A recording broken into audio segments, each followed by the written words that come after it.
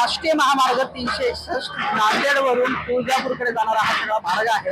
आता सध्या मी विष्णुपुरी परिसरात आहे आणि विष्णुपुरी परिसरातल्या एजीजीएस कॉलेज समोरचा हा सगळा परिसर आहे आणि इथे जो आहे हा जो काही चेन ब्लॉकचा पूल उभारण्यात आला होता तो पूल अक्षरशः याचा भाग जो आहे तो कोसळलेला आहे। ते साईडचा भाग आहे आणि इथे मोठ्या प्रमाणात वेगा असते इथे एजीजीएस नावाचं इंजिनिअरिंगचं कॉलेज आहे, शिवाय इथं मोठं हॉस्पिटल आहे आणि त्यामुळे जे आहे ते या राष्ट्रीय महामार्गावर मोठी वाहतूक असते।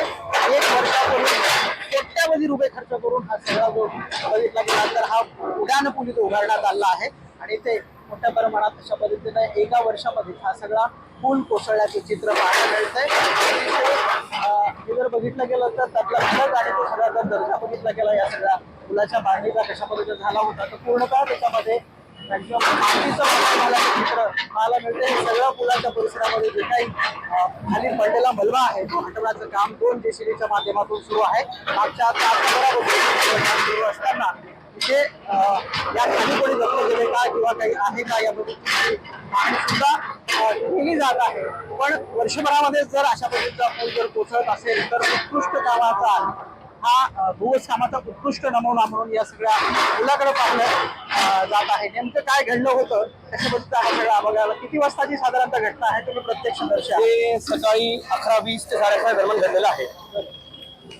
हा पूल जो आहे खूप दिवसापासून थोडं वाकत होता। इथला एक लाईटचा खांब पण होता, तो पण लाईटचा खांब पण काढण्यात आलेला होता। तर या गोष्टीकडे कोणी लक्ष दिले नाही आणि हे जे काम आहे एका हप्त्यात पूर्ण काम झालेलं आहे। हा इकडचं काम फास्ट काम झालेलं आहे पूर्ण आणि हा जेव्हा काम होता काम करताना एकदा हे पहिले तोडलेलं पण आहे कारण ते वाकत होतं, नंतर अजून त्याच्यावरच त्यांनी हे काम सुरू करून हे काम पूर्ण केलेलं आहे। हे तोडलेला भाग आहे, हा तोडलेला नाही, पूर्ण खाली पडलेला भाग आहे हा। अगोदर इथेच तोडलं होतं का? अगोदर इकडे तोडलं होतं पूर्ण कारण ते पूर्ण वाकडं गेलं होतं म्हणून। लाईटचा पोल सुद्धा वाकलेला होता। लाईटचा पोल होता, लाईटचा पोल काढण्यात आलेला आहे। बघा तुम्ही हा पोल, हे बघा हा जो पोल आहे 1 आणि 2, हा तिसरा मधला पोल कुठे गेला लाईटचा?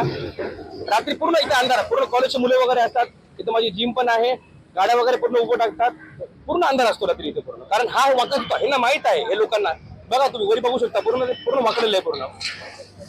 बघितलं गेलं तर हे प्रत्यक्षदर्शी होते आणि 11:30 दरम्यानची ही घटना आहे।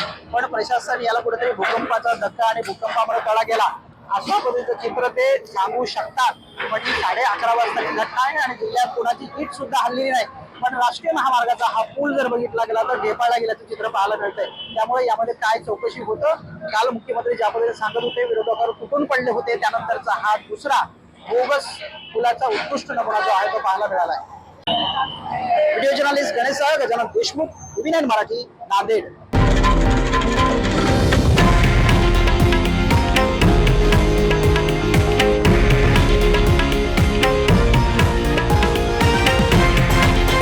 हे आहे देशातील नंबर 1 न्यूज नेटवर्क आणि आपण पाहत आहात टीव्ही 9 मराठी, एकमेव।